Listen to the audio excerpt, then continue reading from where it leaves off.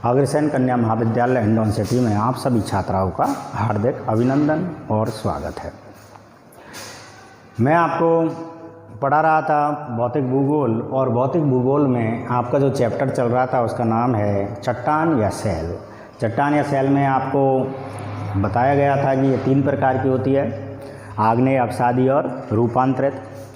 इन तीनों की विशेषताओं के बारे में अपन पढ़ चुके हैं। इसके बाद आपके आग्नेय चट्टानों का वर्गीकरण भी हमने वीडियो में कर चुके हैं। आज आपका जो चैप्टर है वो है आपका अपसादी या परतदार सेल और उनका वर्गीकरण। तो उनका वर्गीकरण हम किस प्रकार से करते हैं। पहली बात तो ये आती है कि अपसादी सेल कहते कैसे हैं। तो ये हमने पहले भी आपको बता चुके हैं कि अपसादी सेल अवसादों के द्वारा जमा होने वाली ऐसी परत जो कि एक चट्टान का रूप ले लेती है उसे बोलते हैं अपसादी या परतदार सेल। नाम से भी पता लग रहा है परतदार सेल, जिसमें परतें पाई जाती हो वो अपसादी या परतदार सेल कहलाती है। आग्नेय चट्टानों का जब सर्वप्रथम आगमन हुआ उसके बाद जितने भी, चाहे हिमानीकृत हो, वायु के द्वारा हो, जल के द्वारा हो, या किसी और क्रिया, रासायनिक क्रिया हो, भौतिक क्रिया हो, या किसी और क्रियाओं के द्वारा यदि दूसरी चट्टान का निर्माण हुआ है तो उसका नाम है अपसादी या परतदार सेल। तो हम इसका वर्गीकरण यहाँ पर पढ़ रहे हैं। इसके वर्गीकरण में हमने 3 भागों में इसको वर्गीकृत किया है।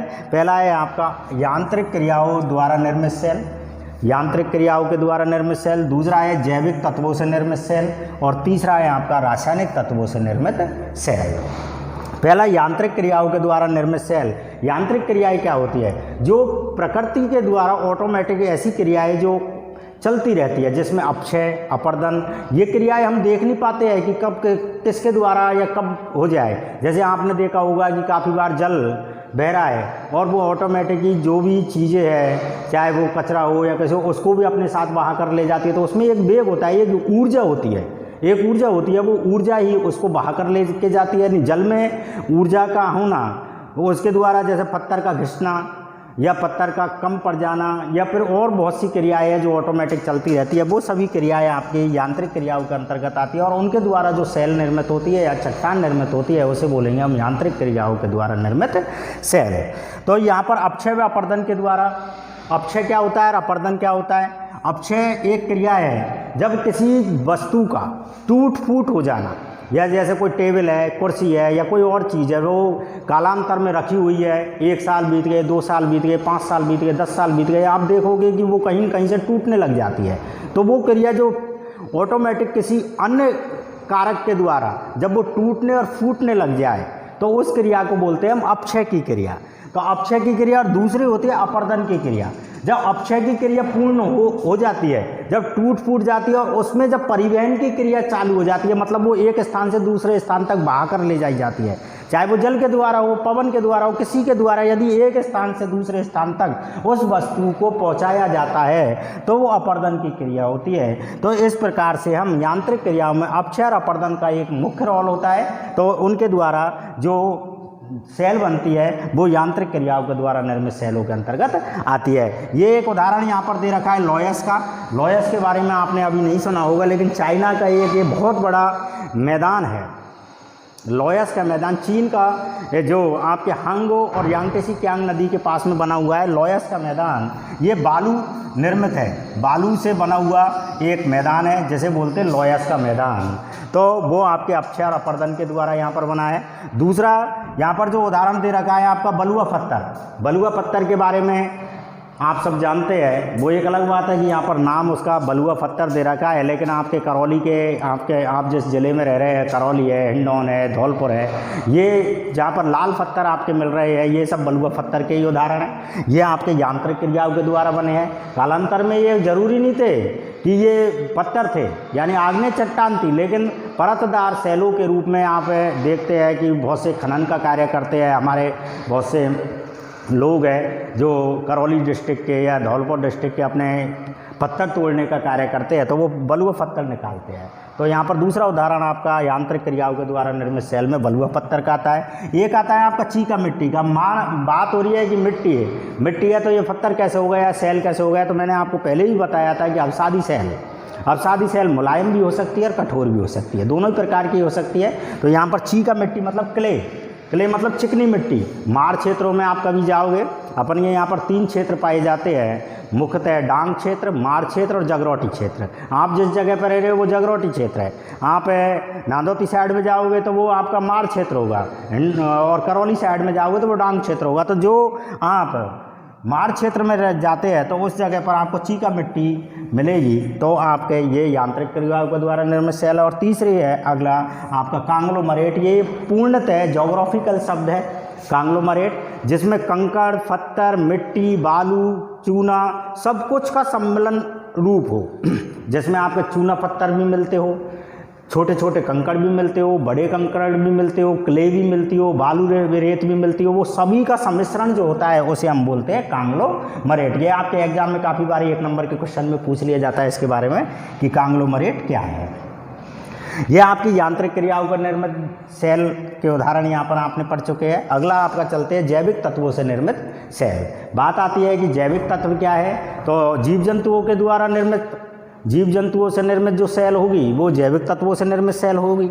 तो जीव जंतुओं के द्वारा यदि हम बातें करें, आज आपको डीजल, पेट्रोल, गैस वगैरह ये जो निकाली जा रही है, पृथ्वी के भूगर्भ से निकाली जा रही है, ये कहाँ से प्राप्त हुई है? अब सादी सेलों से प्राप्त होती है।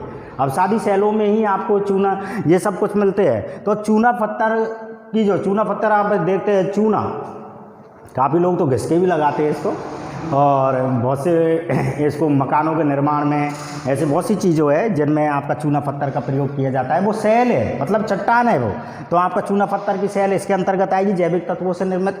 अब यदि इसका अगला रूपांतरण देखेंगे तो हम वो संगमरमर आएगा। वो एक अलग बात है कि जैविक तत्वों का यदि चूना पत्थर है और उसमें अधिक ताप और दाब दे दिया जाए तो वो संगमरमर में तब्दील हो जाती है। अगली बात आती है आपकी कार्बन प्रधान सेल। तो कार्बन प्रधान सेल क्या होती है? तो कार्बन प्रधान सेल में सबसे अच्छा उदाहरण होता है आपका कोयले का। तो कोयला, काफ़ी बार कोयले की भी चट्टानें होती है। हमारे यहाँ पर छोटा नागपुर का पठार है, रांची का पठार है, यहाँ पर झारखंड सिंहभूम में, इधर की साइड आप जाओगे तो आपको कोयले के बहुत से पठार या पहाड़ दिखाई देंगे, और उनसे हम कोयला प्राप्त करते हैं। तो कोयला आज हमारी एनर्जी का एक मुख्य स्रोत है भारत का। तो कोयला कार्बन प्रधान सेलों के अंतर्गत आएगा। तीसरा है सिलिका प्रधान। सिलिका प्रधान में आपके अम्ल और क्षार की अधिकता होती है, और उसके द्वारा जो सेल बनती है वो सिलिका प्रधान सेल कही जाती है। तीसरे नंबर पर हम बातें करते हैं रासायनिक तत्वों से निर्मित।